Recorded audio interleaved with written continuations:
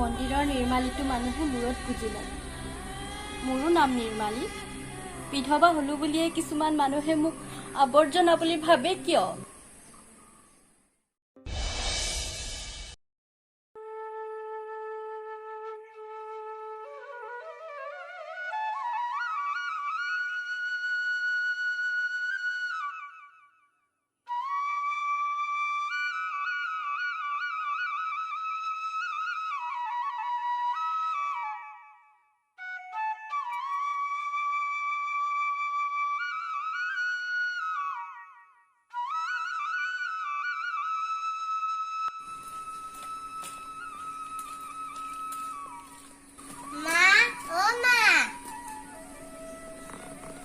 আহিলা মাজনী?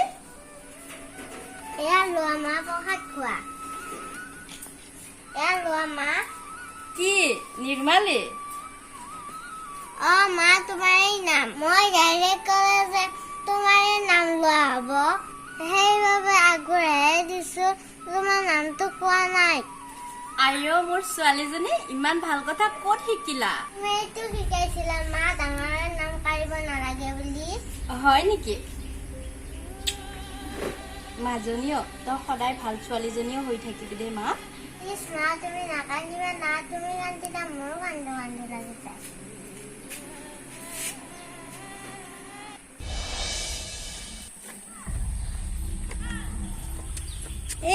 এঠাইলৈ যাবলৈ ওলালো, এই বিধৱাজনীহে দেখিলো। ঐ মৰতি, তই এইখিনি সময়তহে ওলাব পালিহিনে? এঠাইলৈ যাম বুলি ওলালো, মোৰ যাত্ৰাই বেয়া হৈ গল, নাযাওঁ আৰু এতিয়া। মা খুৰীজনীয়ে কিবা কৈ থকা যেন পাইছো। নাই মা, আমাক একো কোৱা নাই, ব'লা। ৰবাচোন মা, কিবা কোৱা যেন পাইছো। মই কৈছো নে আমাক একো কোৱা নাই বুলি, ব'লা এতিয়া।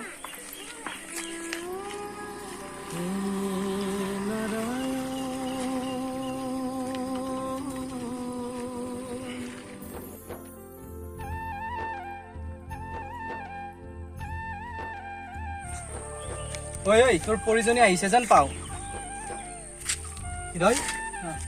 বল আজি ইয়াৰ মনৰ কথাবোৰ আমিয়ে কৈ দিওঁ। তোৰ নামটোহে নীৰৱ, অলপ মনে মনে থাকচোন। হৈছে তোৰ এনেকৈ থাকোঁতে যাব, বেলেগে লৈ গলে গম পাবি নে কি কহি তই? তাকেহে হেই তহঁতে মিছা মিছি গোলমালখন কৰি নাথাকচোন।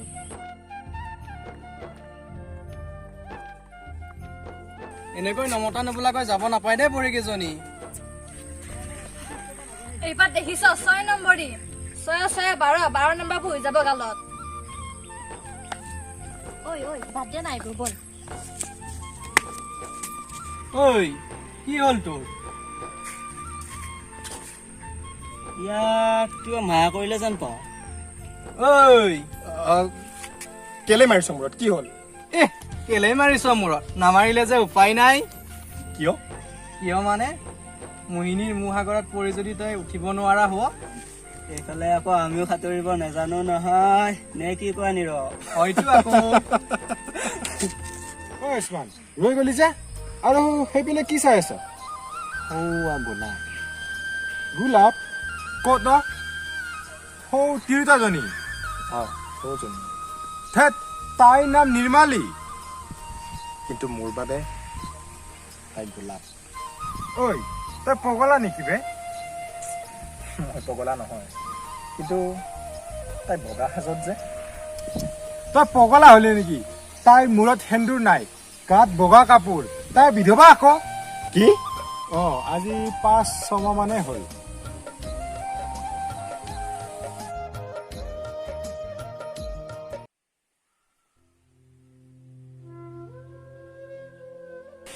নিৰ্মালী, নিৰ্মালী।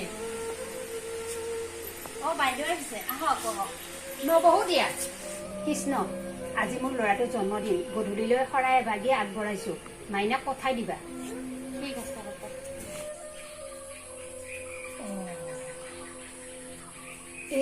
তই বাৰু যাবি, কিন্তু মানুহবিলাক যোৱাৰ পিছত যাবি দেই।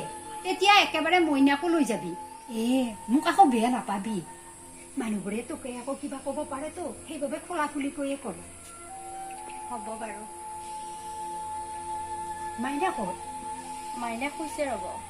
হয় নেকি? স্কুলৰ পৰা আহি ভাগৰো লাগিছে হ'বলা। আহো দেই। কৃষ্ণ কৃষ্ণ।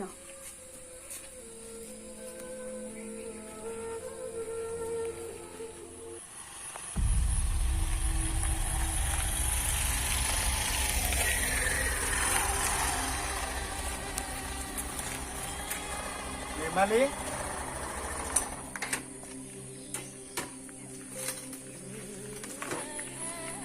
মোক মাতিছিলে। অ তোমাকে মাতিছো। মই আপোনাক চিনি পোৱা নাই, কিন্তু এনেকুৱা লাগিছে যেন মই আপোনাক ক'ৰবাত দেখিছোঁ। আয়ুষ্মান আয়ুষ্মান মোৰ নাম। তোমালোকৰ মাৰাৰ গাঁৱৰ ঘৰৰ কাষতে মোৰ ঘৰ। তোমাৰ বিবাহিত জীৱনৰ দুখ লগা কাহিনী মই গম পালোঁ আৰু তোমাৰ এই বৰ্তমানৰ অৱস্থাৰ সকলো কথা মই গম পাইছোঁ। তোমালোকৰ গাঁৱৰে গৌৰৱে মোক সকলো কৈছে। কি কৰিব, উপায় নাই। এয়াই মোৰ দুৰ্ভগীয়া জীৱন। উপায় আছে। উপায় আছে মানে? আপুনি কি ক'ব বিচাৰিছে? আচলতে মই তোমাক তুমি বিয়া নোহোৱাৰ আগৰ পৰাই চিনি পাওঁ, কিন্তু তোমাৰ নামটো জনা নাছিলোঁ। তোমাৰ প্ৰেমত পৰিছিলোঁ। আপুনি এইবোৰ কি ক'ব ধৰিছে? অঁ প্ৰেমত পৰিছিলোঁ তোমাক লগ কৰি মোৰ মনৰ কথাখিনি কম কমকৈ কোৱাই নহ'লোঁ। তুমি বিয়াই হৈ আহিলা। তোমাৰ নামটো যিহেতু মই প্ৰথমে জনা নাছিলোঁ, মই তোমাৰ এটা নামেদি লৈছিলোঁ, গোলাপ। কিন্তু সেই গোলাপ এই বগা ৰঙৰ নাছিল, এপাহি ৰঙা গোলাপ হৈ ফুলিছিল মোৰ বুকুত। কিন্তু এইবোৰ কথা আজি মোক আপুনি কিয় কৈ আছে?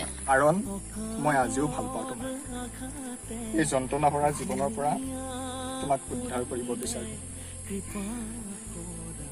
এনেকে বগা সাজত তোমাক চাই থাকিব নোৱাৰো মই। বগা গোলাপ মোৰ ভাল নালাগে, ৰঙা গোলাপহে ভাল লাগে। আপুনি কৰা এনে মহৎ চিন্তাৰ বাবে আপোনাক বহুত বহুত ধন্যবাদ। কিন্তু আপোনাৰ দৰে ভাল মানুহ এজনৰ সৈতে পুনৰ বিবাহ হৈ আপোনাক বদনামী কৰিবলৈ, মানুহৰ পৰা আৰু বেছি কথা শুনিবলৈ নোৱাৰো মই। জানিছোঁ আমাৰ দৰে বিধৱাবোৰক লৈ মানুহৰ চিন্তাধাৰণা। তো মই যে নোৱাৰো তোমাক এই সাজত চাই থাকিব। এবছৰ, মাত্ৰ এবছৰ গ'লেই মই এই বগা সাজ এৰিম। অন্ততঃ এবছৰ সমাজৰ নিয়ম পালন কৰিম। তাৰপিছত আকৌ মই ৰঙীন হ'ম। আপোনাৰ প্ৰেমক সন্মান জনাই এবছৰ পিছত মই লাগে সদায় ৰঙীন হৈ থাকিম। কিন্তু মই আপোনাৰ হ'ব নোৱাৰিম, ক্ষমা কৰিব।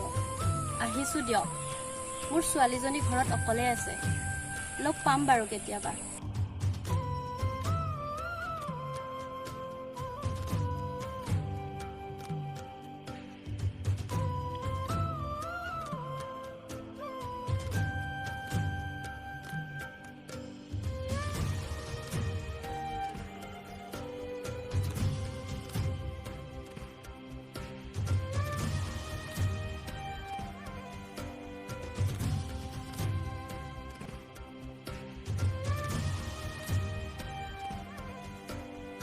নমস্কাৰ, আমি এনাজৰী ইউটিউব চেনেলৰ তৰফৰ পৰা সমূহ দৰ্শকক বহুত বহুত ধন্যবাদ জ্ঞাপন কৰিছোঁ। আপোনালোকে ইমান কম দিনৰ ভিতৰতে আমাক যে বহুত বহুত মৰম দিছে, আশীৰ্বাদ দিছে, আৰু এই মৰম আশীৰ্বাদৰ কাৰণে আমি কিছু হ'লেও আগবাঢ়ি যাবলৈ সক্ষম হৈছোঁ। অনাগত দিনত যাতে আপোনালোকে এনেদৰেই মৰম আৰু আশীৰ্বাদ দি যায়, তাৰে কাৰণে আমি কামনা কৰিছোঁ, অনুৰোধ জনাইছোঁ। ধন্যবাদ।